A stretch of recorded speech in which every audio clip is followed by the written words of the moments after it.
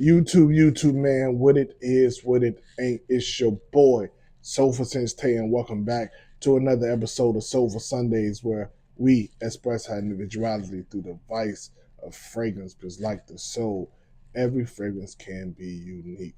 Blessings, Sofa family. Appreciate y'all for tapping in to another episode. On the day, we are talking Boadicea the Victorious 1907. Let me say myself, Christmas came early this year. This was definitely supposed to be my Christmas gift to myself this year. I was waiting though to find it at a good price or just buy it at the price that I was seeing it at. But luckily, I caught it for a steal. But if you want to see my full thoughts on this fragrance, stay tuned.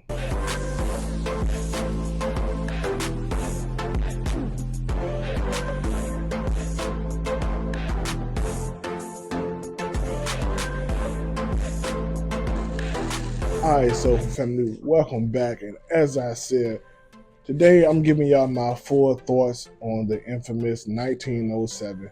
Want to see, if it's worth the hype. Is it really, you know, what everybody's been saying it is? I'm gonna tell you right here. So I had me a sample of this, a 5 ml sample, and I truly enjoyed, the wearing the pants, the scent profile, and everything of that nature. But I must say, I ran through it real quick, so I knew I needed a bottle, but I felt like I really couldn't give a review until I got it. So I waited until now. So if you ever bought anything from the house, I bought to see the Victorious. The box and presentation comes like this, has this spinning dial on it, spin it to the opposite side, and it opens up, and the fragrance sits in there like this. Down here at the bottom, it gives you some like tester strips to spray on and things of that nature. And then close it back up, and this is what you get with the bottom. Beautiful, beautiful. My light is clashing with the shine of the bottle, but beautiful ambery, ruby red style color with the gold contrast. Beautiful bottom. If you know, you know. It costs too much to spray, so I'm not about to show you the atomizer. But if you had a Boadicea fragrance, you know they have great pressurized and atomizers. But enough about the outside. Let's talk about the juice.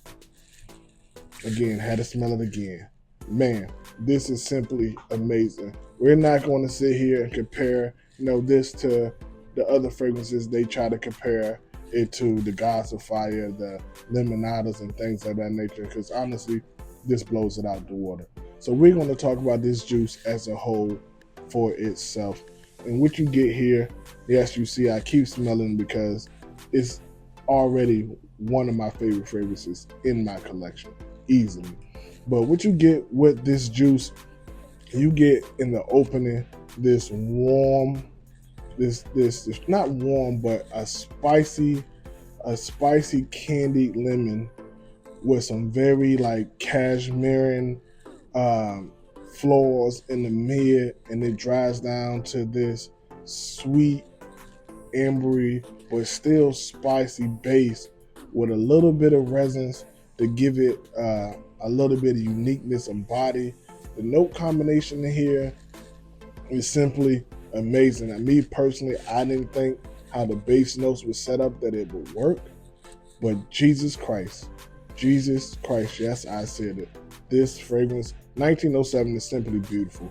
You got, I'm gonna put the note somewhere over here, but this off the top of my head, and what I remember, what I can smell from my atomizer, you got some lemon, of course, this candied lemon with some cardamom, some cinnamon. You have some cashmere, some sage. You have amber, tobacco, tonka bean, lavender, and I think it's benzoin or myrrh. One of the two, one of the resins that just gives it, that feel. But the way it is blended and the transitions through the life of the fragrance, this is absolutely, positively a compliment getter. No ifs, ands, or buts about it. If you know, you know. My favorite or most complimented fragrance, I'm not going to say what it is again, but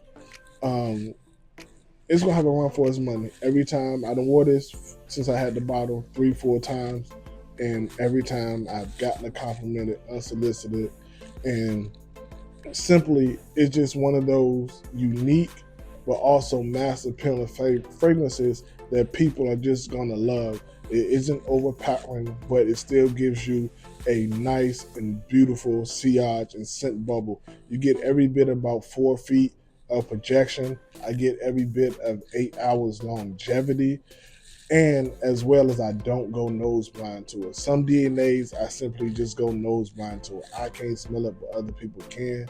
But I'm happy with this juice simply because I don't go nose blind to it. From the entire life of the fragrance, I can smell it, I get wafts of it, and it's just one of those calming, happy-go-lucky, smell good fragrances. I highly recommend getting a sample of it because it is no price. If you can get you a 10 ml and that's all you need, that would be perfect. If I could and I knew I won't gonna wear this that much, a 10 ml is what I would have got. But simply I know I'm probably gonna get a backup bottle of this because I know I'm going to be wearing it a lot. But Soul for Family, 1907, get your nose on it. That is my time. That is my review of Boadicea's 1907. But as y'all know, we are on the grind to 500 subscribers. I'm giving out 2 different sample sets to houses that I truly enjoy. So maybe I can expand your horizon past, your department store fragrances. But until then, like, comment, and subscribe. Tell a friend to tell a friend.